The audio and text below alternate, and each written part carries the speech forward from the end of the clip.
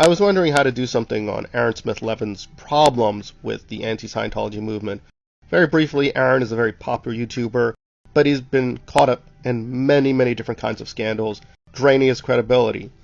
And there's an okay essay dealing with the WB and various Hollywood scandals, one of which is alarmingly very parallel. Now, I want to make clear, these are going to be very sensitive subjects, but here I will deal with Xander, or Harris, a very popular Buffy character, played by Nicholas. And these charges have been there for a while, but this is a very thorough going through a lot of alarming evidence that this person has a long history of abuse. Now, to be fair, Nicholas also suffers and has been victimized in various ways. Apparently he was assaulted earlier in life. Also, he has some, quote, disabilities he's had to deal with. So he's a very, very mixed case. That said, there are lessons to be learned. We're going to go through the basics of his scandals and how they inform what happened with Aaron, and I'm going to render some general judgments for the road ahead. So what is the basic gist? Well, starting with Buffy, when he was hired, apparently he was already abusing alcohol and drugs, and it just got steadily worse.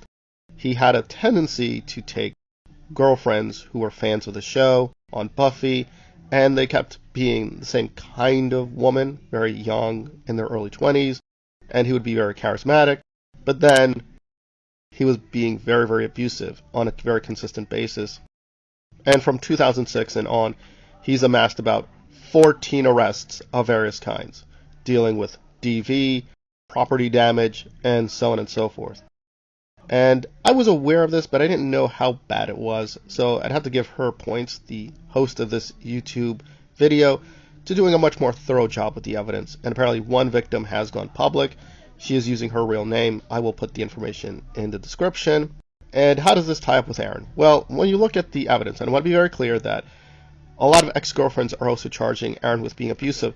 They're not claiming necessarily DV in a strong sense. There are cases where he has been physically abusive, but that's not the brunt of the accusations. The accusations mainly flow from him being manipulative, using people financially, mentally, and yes, sometimes physically abusing people. He's gotten into a lot of fights and a lot of altercations, and he seems to be making up these wild accusations to stave off being accountable in his own case. Now, Nicholas has a very complicated life, and as a fan of Buffy, I do like the character, but I was never obsessed with Xander. And there's a very odd coincidence that the Buffy fandom is doing a lot of rethinking of Xander and his alleged toxicity. Things are sort of coming together, and the essay does point out that several actresses do have a good opinion of Nicholas, at least for the last several years.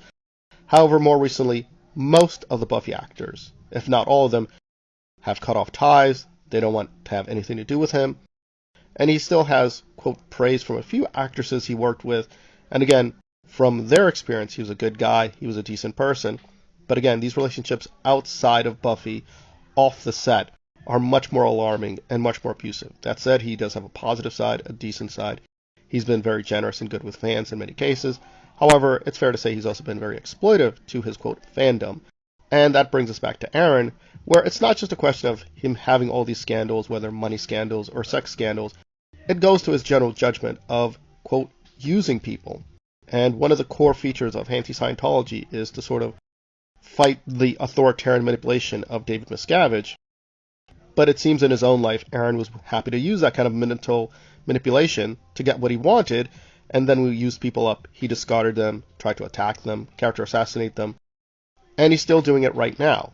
So again, it's not as bad as Nicholas. Nicholas has been arrested 14 times, and Aaron's legal record is also not very good, but he's not been in trouble with the law as many times. However, we do see an alarming parallel where if he's not on the road to being as bad as Nicholas, he's certainly getting there.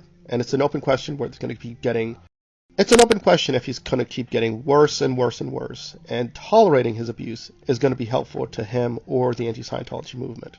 Again, history is not written in stone. Just because there are parallels and comparisons, they're just that. It could just be this is a very brief spell of abuse by Aaron, but I think it's more likely this is a pattern of abuse like Nicholas, and he's caught up in his own spiral of money troubles and sex troubles and so on and so forth, and how to deal with it is unclear, but just supporting the person without criticism is not the right answer. So I think in both cases we don't want to demonize them, and we can certainly understand that they were victims in some sense.